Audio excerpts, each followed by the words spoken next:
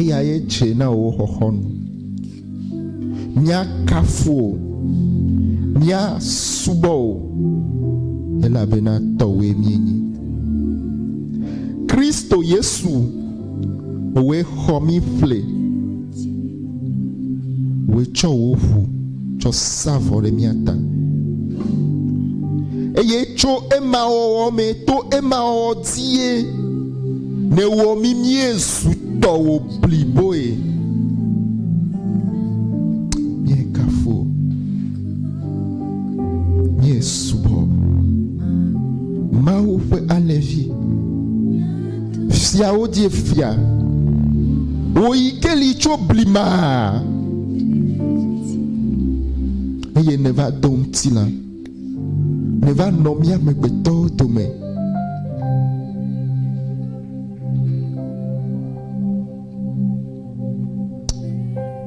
Míesubɔ, va nava ƒo nu na mí, va nava tuka mí, va nava yɔ dɔ mí, va nava tsɔ míaƒe dziwo, eye natrɔ wo ɖo ɖa wo lɔlɔ gbɔ. Míetsɔ subɔsubɔ na wo, míateƒe ƒe gbɔgbɔ wɔ mí míazu kɔkɔe, eye míanye tɔwo blibo. Akpe na wo, elabena woe ɖu futɔ la dzi le mía dome. Akpe na wo, elabena ebe dɔwɔwɔ katã wokpɔ gege le mía dome. Akpe na wo, elabena edzi yiwo ke sese la wotrɔ zu lãkusi dzi. Akpe na wo be afi yi ke dziwo yɔ kple vevesese le la, woe ɖɔ wo ɖo, woe yɔ dɔ wo. Le Yesu Kristo be ŋkɔ me míedo gbe ɖa ɖe. Amen. Alléluia. Mawu ne yra mi geɖe.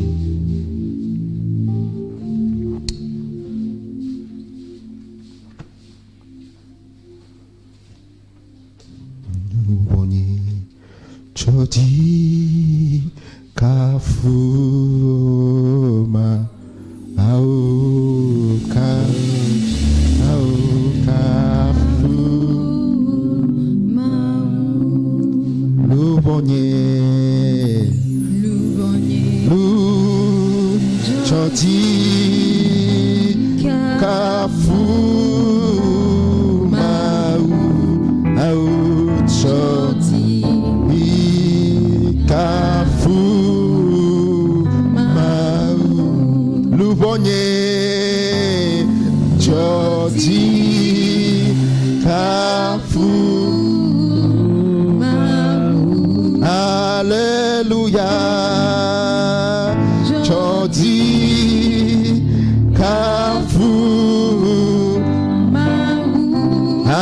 Alléluia, nous bonnier, choti, kafou,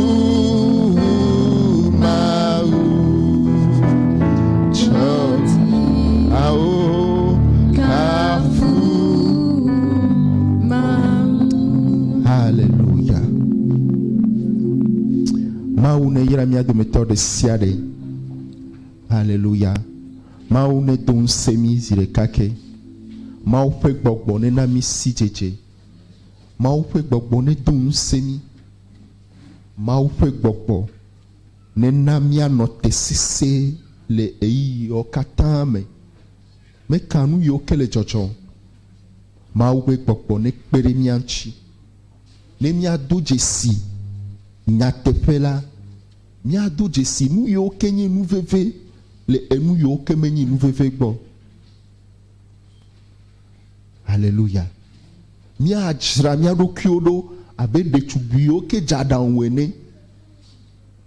Yiwo ke le aƒetɔ la ƒe trɔtrɔ va alo aƒetɔ la ƒe vava lalam gbakple si dzedze bena yiwo adzra ɖo be ne eva ko la yiwo anɔ gbesɔsɔ ne yiwo ate ŋu atso gbakple.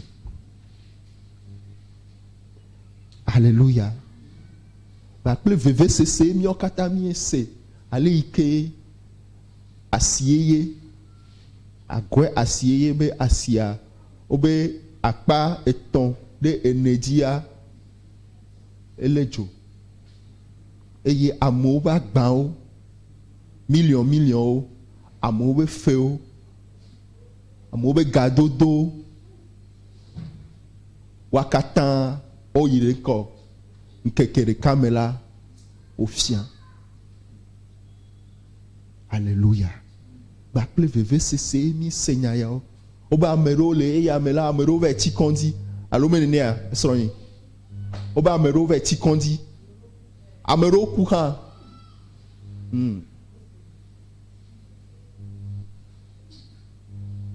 Biblia ni nya tepelo.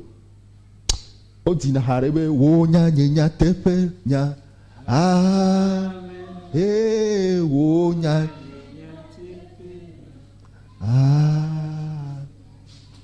Wo nya nya tepe nya. Wo nya nya tepe. Wo nya nya.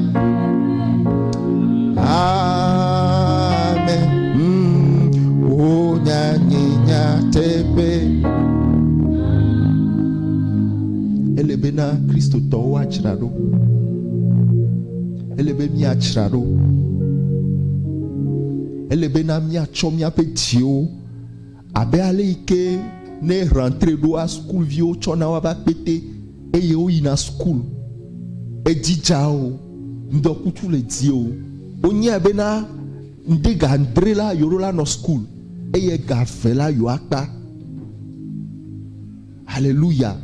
Bena ne amea ne wajole nonomedeme. Eye nakpo vife ko cho ya bosupo. Eye I A O kwe o nyangonglo. Efereka I O A. Ola va cho ekpe ne be papa. Papa pe a pa. Eye wa ni a classe CP2. Wa ga cho akpe ne. Wa I C1. Wa fiale iko wana compta. 1 plus 1, 2 plus 2. Kaka wa cho ekpe ne be wa dele me soustraction. Ne yedi a wa fiale ike o multiplier ne. Eye efe le yedi la ame ale nka omo. Ele chichi. Bena yatem avani ame ano juko ame eye yanyi nane won ti don na novio na ame potiao. Alléluia. Eye Kristo tora ontone rola nyabena le eyi yo ke me tomye lela ele bena majra do kunyedo. Elebe ma bia do kunye bena de fika enye jile o.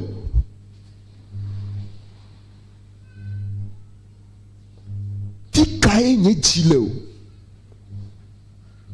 De me sogbea. Nu yo katanji mecho nyenku dado, nu yo katanji mecho nya fodoade, ne wo do metodo derale. Nu kaya potonamo. Ema enyi jajraro ikemia do metodo siade la o. Alléluia. Eye le ndi ya la, me di be mi adengle soade ko mi ma community sugbon. Eye mi afonu cho VEVIEDODO nti. VEVIEDODO nti. VEVIEDODO meni kude ntase sentio. Meni VEVIEDODO le macho kemeo. Meni VEVIEDODO le nbegle o meo. VEVIEDODO le mau nyanya mau pe nyatepe la kude wa penchi. Alléluia. Me di be mi akle nane le Hébriton pe agbale adelia me.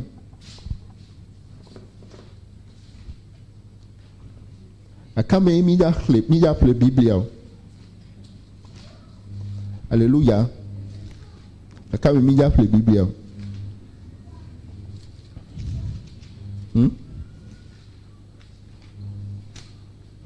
Non, vieux gars, quand même, il y a la Bible.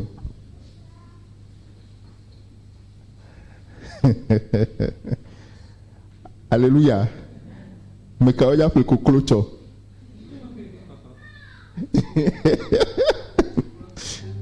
Ah. Ah. Alléluia. Briton fait agbale adelia nyak le chokukui a shekeliati. Que l'on l'entend nyekpo kakareji le mianti bena miafe nyao anyo au miafe nyao anyo au eye wa tede hohonu wonye miefo nu alea fi elabena mau menye majoto be wanglo miape do kple lolo si miede fia le epenkota la le esime mie subo amekokweo eye nyegale eji leo subom la be o matro kle pukueworia ta flache ela bena me de kuku le tore nyanchinyere mau menye majo tobe wanglo miape do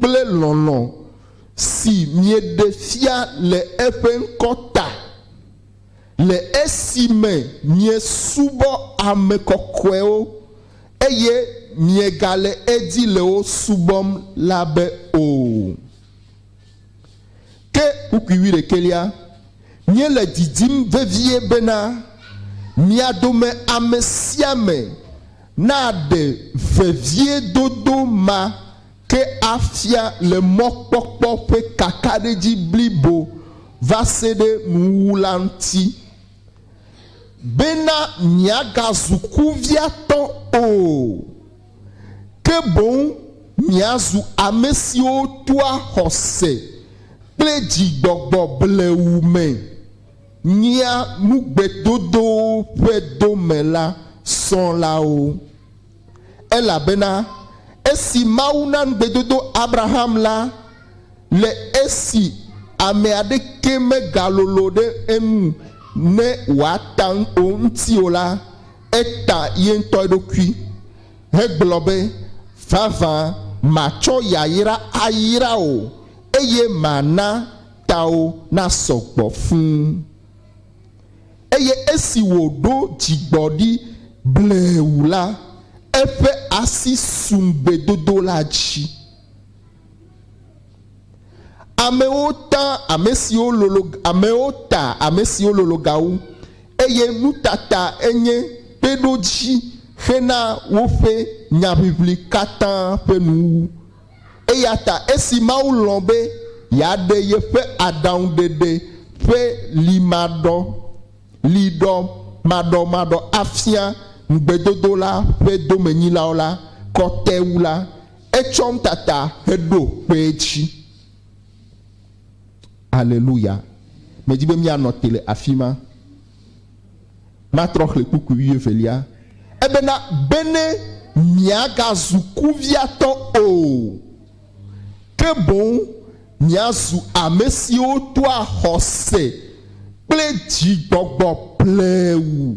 Mais nia nubedodo fedome son là-haut. Alléluia.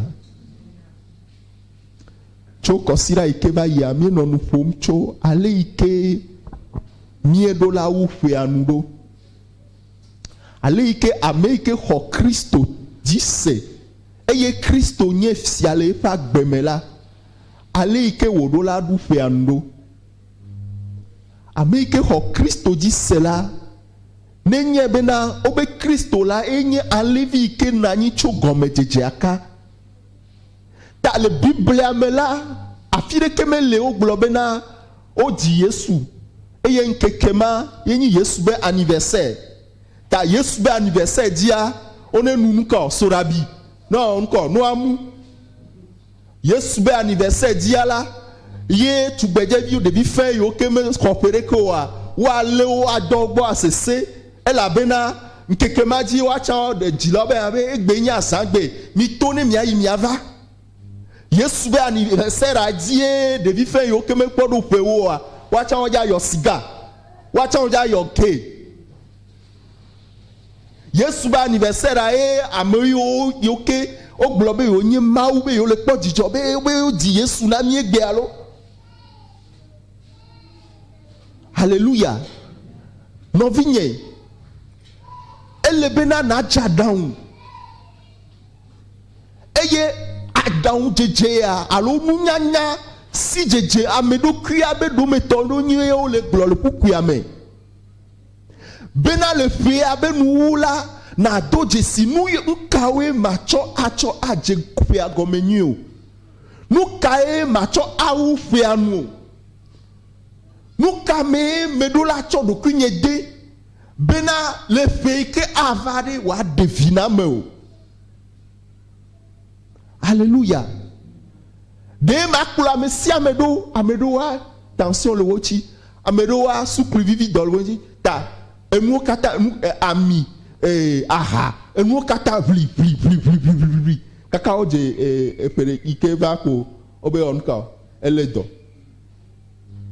ta we epe ado madu isuero ninu agbe mi suero no vinye patron le pukuwi evelia ebe na be mi mega va zunka o pukuwi evelia hebrito tade pukuwi evelia bena miaga zukuvia to o que bon miazu amesio toi hose ple jigbogbo bleu menia nubedodo pedome. Alléluia.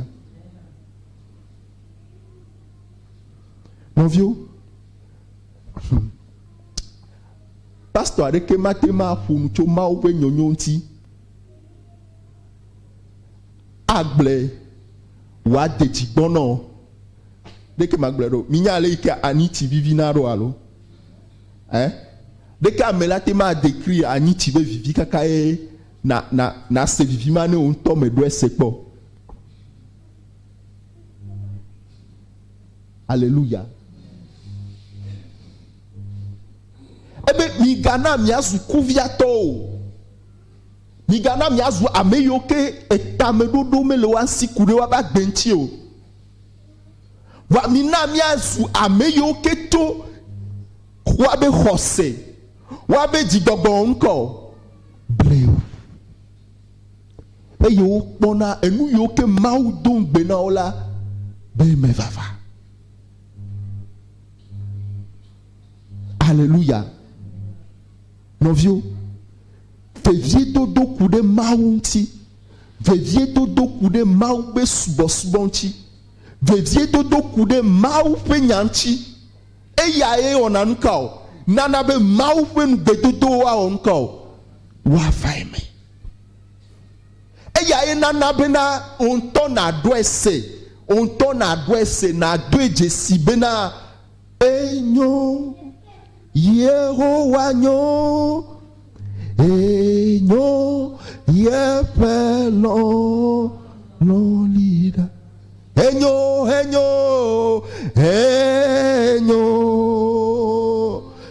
Yehowa nyo enyo yepelo enu yoke na chodo pe anu la chodo pe amema. Mekanu ike jajo. Mekanu ike jajo. Mekale ike nuja seselo. Elebe ma to fefsi mau. Elebe ma chodo kunye de mau fe nyame. Novio Christo va gbe nonwa. Choti va mele devina mi o. Meni nane kolo. Ni mele no nyamo. Ni mele no enyamo. mimele no nyamo miabe jiwo sese kude mau pe nyanchi eye mau le bia me robe na Bible me mau va bia obena no kanto gwe me wona mi o eye egbe mau gale bia mi ne kai me wona mi o eva bia me robe na de gbegbe gbale kai me nrona mi ano eye mi gbe mu le gbonyo nkai me wo nkai mi va gble na nkai chuchuchu e mi me wona mi o ye mi gbe mu le gbonyo. Alléluia. Nyokata mija plemu mija jiraro na miavio mija o ya ple keme mija dometo kawe ya chogame na mawe aw Yesu melon Yesu melon Yesu melon Yesu me chonye china le fe akata me anena mape popo vonya gbe ame devire kena ore amene ne kpoho to nya gbeji o amene ne se mau fenya hoho be nya to nya gbeji o amene ne meve glona bena Yesu lo nya obo me do veve sese na mo kwe me fodi wo nko Yesu twekem elebe na matro chowonya elebe na matro tro nya pe mapo nya gbenchi matro nya gbeme ne mason le umochi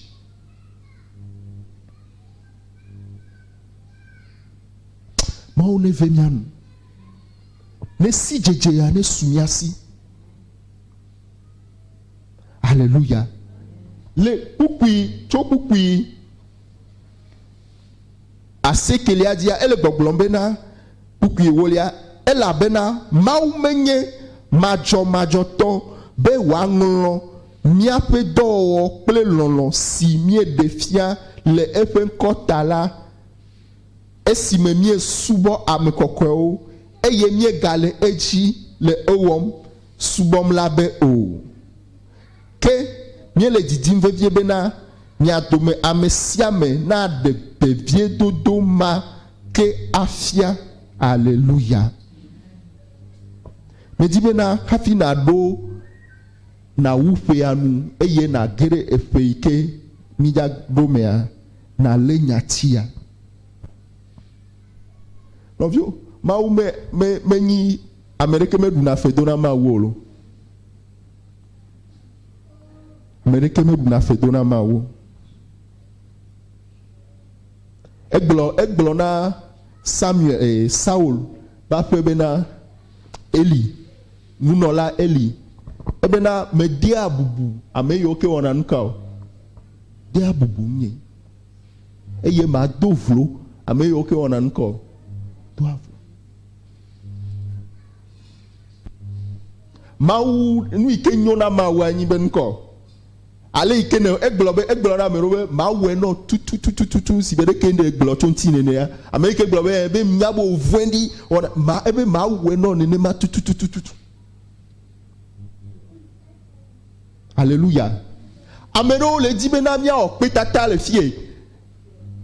Ame ɖewo le di nene be mawu le fie ɖeke mi va ne miava subɔe. Mawu kongbe wa nya bena Maou le fia. Ame le dit. Alors il vient Togole me.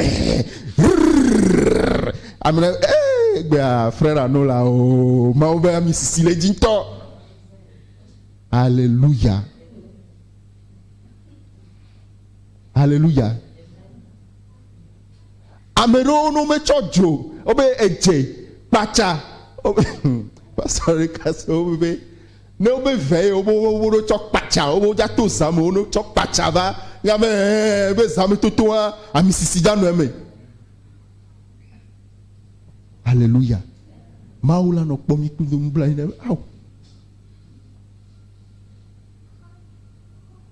Samuel bia Saul bena tododo menyo vosa Tododo mau fegbe. Tododo mau fegbe. Tododo mau fegbe. Tododo mau fegbe. Adjefe agome bakle mau si jejemena efe yame ama son le mau fe nyame.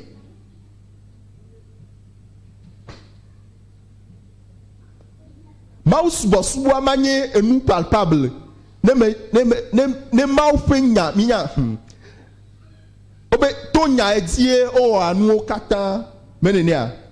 Alléluia. Novio ne me le Bible abenya menyi fefe yolo. Menyi fefe parce que ne me le nyamo, ne me le son le nyamo, ne nyame le meo la, na ne ke ma donti la gomo. Nyamable. Me kale iken belero mina di Biblia.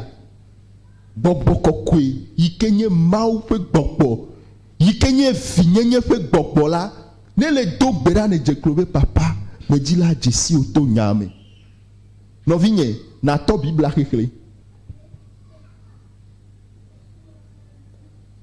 Alléluia. Enyama no emela na ne ke matema va eye egia lendi ya oblona mi bena Yesu tona obena ne mie do vevie le nye nyamela ekema mie nye nu sro lao eye mia jesi nu kao nyatepela mia jesi nyatepela mia jesi nyatepela ame ube chome yoke ame vwendi yo cho dare ekpe ade gome la firea no vinye menyi shabara baba ya ona neko ma ube nyame kwe de fiala vanole yina tukpera dobe le ma ube nyanula me le tefemo le Yesu ben come eye wa fame eye mbe yoke ma udona ola na noeme na globena nye gome nyinu enyi bena nye gome kpaji enyi bena ma o me kabelon wo ma o belon ma o belon me kale ike amo trinyanye gbo me kale ike o to we da wo tiatia ela bena o mlodi bena e ya me nu sele bena wanam ya be lubo wa konko wa podede. Alléluia. Ta tiatia o VEVIEDODO bena ma chodo kunye fude nyame ma chodo kunye de nyame ma cho nya debli bola katande nyame ma son le nyame bena mbedodo nu aswasinye. Alléluia. Alléluia. Deni wo tiatia be azomo bakle mau penya. Deni wo tiatia be azomo bakle mau pe gbedasi kocho da sinawa. Ne dene nglobe ya elebe na game asube na tro idokio melabe fika emeleu. Eike mau yo Abrahama echo gbedasi dene mi kwalo. Alléluia. Chokaka blema kela mau me klona meoko. Alléluia. Sister Dibori, ole senya kele gloire. Chokaka blema kea mau me klona meoko. Eiko yo Abrahama eyue ebena tole mekao fofo bapeme. Eina ya fi kem anigba ikenye to mafian. Alléluia. Mawa meni magiki rekeme le fi rabe me yare asofe dare de viabe taji no so dare de viabe taji si ton kwevo enu amja gba weko enu o ina na bena gbogbofo o ba no na nyi le mia ba home enu o ina na be fipode o ba no na nyi le mia ba home enu o ina na bena de mia vio enu begble va jona o. Alléluia. Minamia otiatia nyuto. Minamia tia mau fe nyabe gume. Minamia chomia fe jio achopode enyalame. Minamia zol enyame. Ela bena esime mau na mbedodo Abraham la. Le esi ameadeke megalolo de enu ene watao ntiola eya eta eya ntodokui heglobe vava macho yayira ayirao eye mana tao na sogbo fun. Hallelujah. Hallelujah. Minyaga imeke mau no nyaglo na Abrahama. Novio. Ameiketi esrohati wonare keme galesio. For mau ya globena maonko ma cho ya yira ayira. Ma cho ya yira aonko ayira. Novio. Le Salomo fa gbalegban tomela. Nyon kata mi nya Salomo manue vo me dibe ma o twa dare dinye di me ma gagbleke.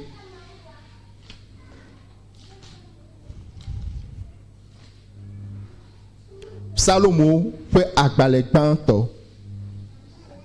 Wa yira amesi me zonade ame vondio fe adaundodo nu o. Amesi me tia titre de nou von lao fe modi o. Eye me no anyi de fe bulao fe rao me o. Ke bon e kwa jijo le Yehowa fe selanu. Eye wo dianble le efe selanu zan ple keli. Eya ma adi ati si wo do de tovu oto. Si chena le echeyi. Eye efe angbao me luache o. Eye nusia nusi o onala. Ewone wanu nye. Alléluia. Novio mele gbogbo na mau fenya. Mau subosbo. Mau fe afe menonola. Meni magikio. Ta happy na do fe ame dibena na wotiatia nye toa o. Le Salomo fa gbalegban tomela Bible ale nous fom kude mi a fe nonome o afi ke nonona afi ke nonona e ne fo na nfo afi ameyo ke domene nonala atem anye nu ike ahemona mkao maube mkao maube yayira meka dano senya anyore ebe wayira mekao Wayira amesi me zonade ame vondi ope adaundodo nu o. Amesi me tia titre de nouveau la ope modi o. Eye me no ani de fe no la ope rame o. Alléluia. Alléluia. Ne di be fe ane watovo. Ne di la asron de ma ope yayira me. Nya fofo nya be nu no la gban to le fia egbon la kokobe ma wira vo e profiter chavo on to we na cha ya yira alo on to we na chra fipode. Alléluia. Ta ei meke fe ajava unu ya ei meke asa pe jijo popo pe yo Bible ale nkudo njina mi bena meka wo ayira o ame ike me no na nko ame vondi o fe asalame. Alléluia. Ameyo ke ni fen gulao. Ameyo ke funa fide mau. Alléluia. Ameyo ke oh Christ to. Oh Yesu. Yesu. Oh pastor. Ole komau. Ba o cha ole odome. Mau la irawa. Mau ma irawa. Egbela Bakle miabe WhatsApp ple tola le acheke le wo de wo diria nu yo katan va inala onyina nu ko mau koko de sia de ko onala nyina mau be koko wa ni ko awa adi fen mau aye ko la ona po ebe wa yira ameyo keme no na nyire fika ame vondi ameyo si ame vondi yo pe adownload nu ameyo me tiatitrere nu von lo pe modi o eye o me no anyi de feun bulao pe rame o novio eyi potia yo nkeke potia yo me amo hona fipode na pe ike gbana minya. C'est vrai. C'est vrai. Fipode azan enu kai me dupo. Hein? Nu kai me dupo. Molu plela. Hein? Allô medadia. Molu plela. Acho surabito anudeji. Eye na ga pefu efe wo efe ye blave afima one ga va venu. Alo la no muri akude ma unti bena Yehowa le ya yo ke ma amesia me le ni me va po ela be me nyao owe globe wa yira ame yo ke me no na adanfo de la ope montio ame yo ke me no na fengu la ope modio ame yo ke me no na ntase la ope modio wawe acheku leche wonya one va mena ame yo ke dengle kude mau pe nyanti zangle keli ne lele dengle kude mau pe nyantia e gomo nyi lele bia mau be aw yesu me khlenu ya le wonya me deke me ja wedo deke ma chwe de do me do deke ma wedo yesu la tone be wedeke alo ne se gomere ki ane ina o fe ko ala be aw me nene ayo papa ma o deji ti mae mau be yayira aw nka ato chichi le wa gbe me. Alléluia. Mau me don bebe na epe ike java enu ja no boko. Alléluia. Mina mi ajraro. Mebe nko mina mi ajraro. Me zame kwema nya yora gbe me no fia mi son biblia. Après me nya me ve do me jave mla nyi pour me pomno le téléphone nyeji. O gble na me rebe asida le joa. O kala me rea.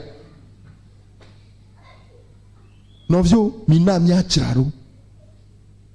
Mina mi onko mi ajraro.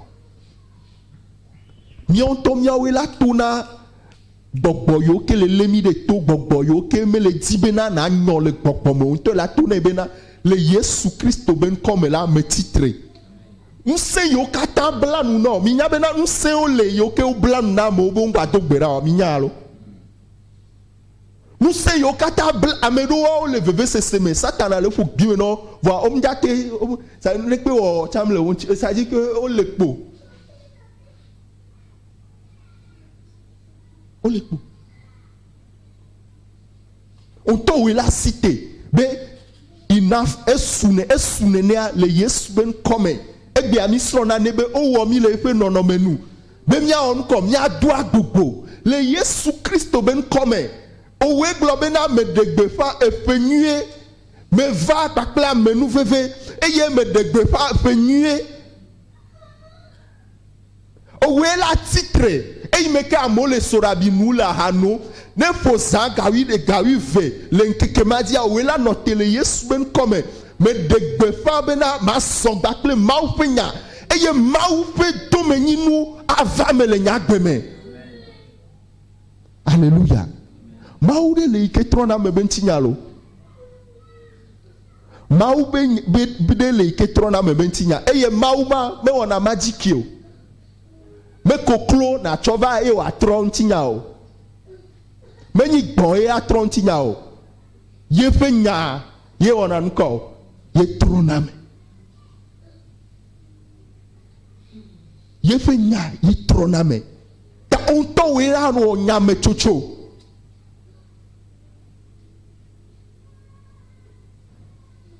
Ma on expérimente na le Africa le Togo VEVIEDODO Africa Togo minya bena milon fupepea mi l'en fou pépé, il m'a blâmé.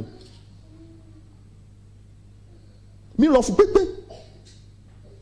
Boboé, c'est spirituel. Mi l'en fou pépé. Mi l'en fou pépé.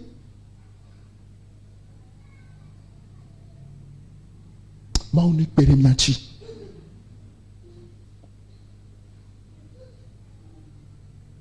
Et nous là, nous blé de kia, voir, et nous là, nous fumons là, nous blé, là, nous blé, là, nous blé, là, nous blé, à mes anto, et nous là, les blé lenti, voyez le fum d'arrêt. Et nous là, babla, bobo. Voyez la glona du Kyobena, le Jésus-Christ, ben comme, abe kale bene, ben nya to nya, nya bakle nya pea, nya to la encore. À tout vous. Alléluia. Alléluia. Alléluia. Ta meni magic yo, meni nyakolani wo na gloko. Owe na to du Kyobe na macho ma upenya, macho du kunya a de ma upenya me. Ne de mano do mo va fie, nya be fie mse na ma unyale. Ne fie o mnya do ma Bible am la si o, mnya Bible ko, vo fie o se na ma upenyale alo. Le considère mais adjababa bena ni 200 alo 300 ya na adjababa na do mova bena de ma ofe nyane do gbobonyeme ma ofe nyane do luponyeme ne bebe vi hala si wa klo bebe ava be ma ofe nyane didenchi fo me be pipodere ke me ja didenchi o be ma ofe nyane va menami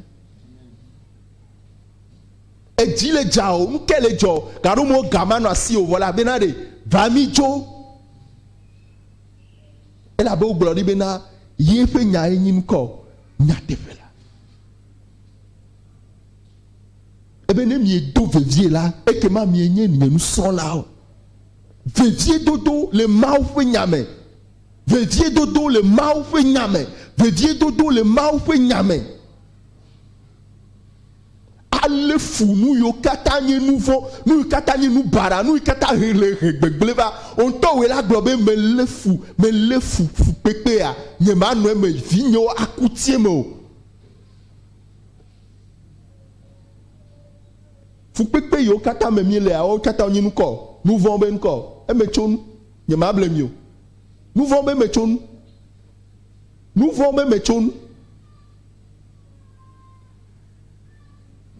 Alléluia. Ne me gagni we ocha.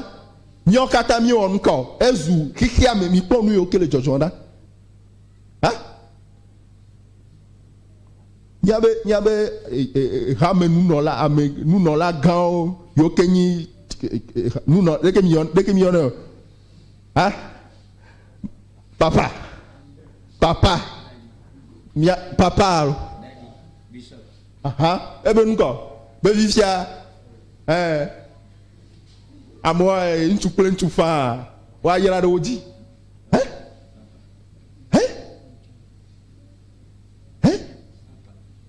Non, vieux, il est pour moi. À meilleur que le sous-bord, tronche à l'Afrique, on y avait nous, et nous qui glena nous. Benadia. Pour vivre, oube, tchotito, on est yirade madi. Na se gome bena eyi ke mi ba do ya mga nyi be chochi be nya be chochi ao ti ke nya te fe ame le okware no vinye ne va si ejure me le glonyare ke me le ma be nya muare to na be frère no nya ma ike de le glonyare dalapa ha Petro Yesu to na Petro bena nko tera le gbonye me ka Satana non vieux Américain pipa bana pipa bana et on note le film on ko pipa là pipa vous quel jora me adio hein de ko bana ye yalo mi nyabe enuma te fo amele gbogbo me ma u be jikua e bana eye de ike o jaba na anigba ati la tojoro a e wo asie ye bejo Joma voike Biblia Joma ma ube nyanyi nyate Amerike me nyate tro vo me do ina me ka o medo na ameyo ke cho bagbe cho na Yesu ne amere le ko wala gbe anom ko voi mau pe jiku ikenyi bi le modi gbana jaba ti anigba eko wa ya e ale fi ma bo me ma un to nyu e be do me ma novio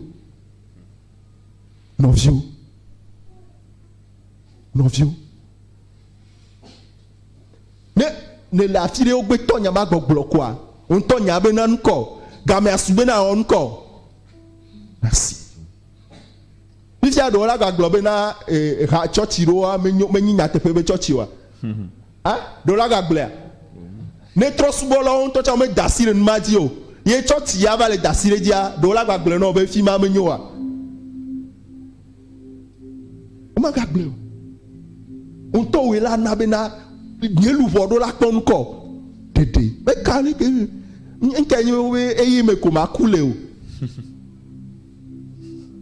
eye me ko la kule amero nto so kuna ho afi o ba kuna lo o kuna nsia de kuna lo ba gbe me o la globe ma note ma titre e la be me titre ba ple Yesu le Jésus-Christ ben come si kagle closalo ma te ma pleo no si Yesu wona ma de bepa yefelu au le tu ko odo no sika ple crosalo mate ma pleo nu si Yesu na oh ma de be pa e pe ti oh le tu ko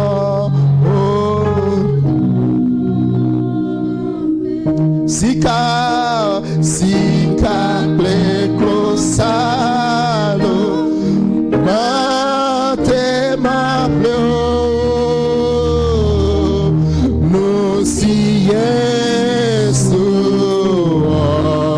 na ao ma de be pa e be nuti ao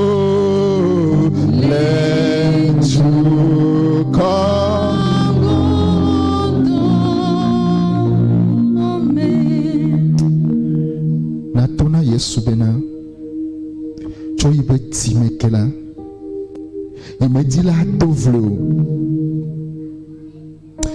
e cho be nu ikeja kela amoja dovlo la fi si afi amoja onu gbegble o amoja onu ikeme ko e fen konti o amoja nu ahamu awon barakble o novio amoja onu drama o ato dovlo Yesu aglobe be nkeke ike odi Yesu di emi le we mi le dovlo mawu to na be na Yesu perentinye ne ma lo perentinye ne ma to fevie le wo nyame eyi meke Israel vio kata o sika nyivi na odokio et mais que Israël vient au Qatar au Sikani vibe et y a une maui qui a son les miens encore là Bible avait Yoshua Terokidaka mais Yesu bon blanina Yesu bon blanina ne louvo nane ma jesi do ikene wonam nane nyenu kuone vu ne ma do jesi kesi no nu ikele meo nane wo nyenu kuone vu ne ma se nyenu fo be chochoke ma ube jiku ike ava anigba achi nani nye gbogbo ne wanyo.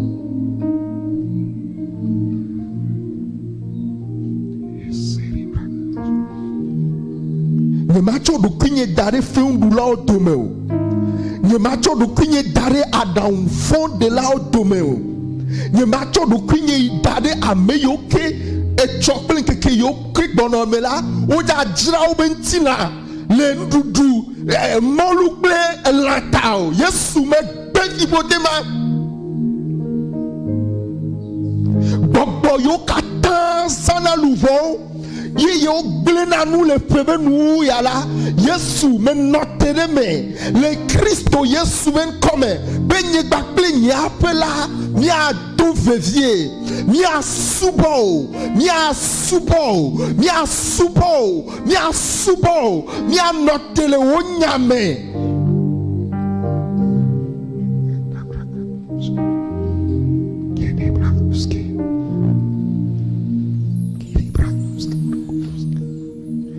kucheche bara de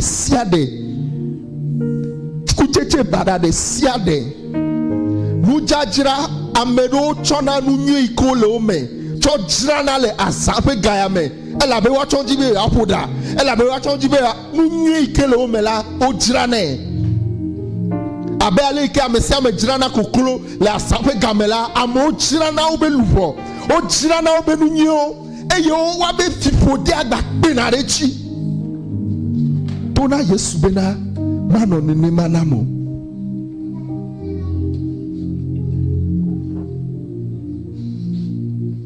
ma dojisio ma son bakleo ma son le sijejeme ma son bakle amedo krilele ma son abe fiaviene ne au de kai la signe ha mali eye ma va kafumao ma kwegbo bena me wododo kude ye penyanchi be ma no ye penyame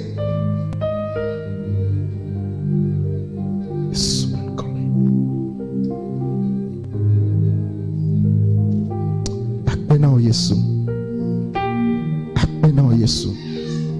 akpena o Yesu kele Yesu Christ ben comme là agbasi agba ikenye efeya ikeme mien le tola etieme ma plomido ado fede toamo le Yesu Christ ben comme ela benamie chom ma ofenya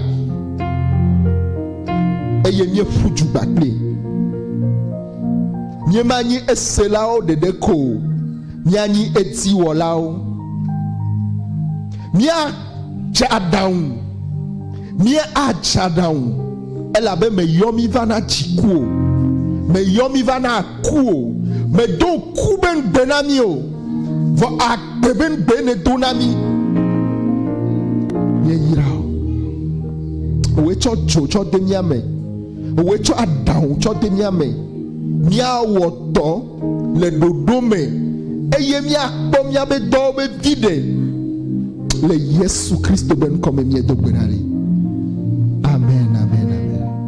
Maune yirami gere maune ton semi. Alléluia. Miacho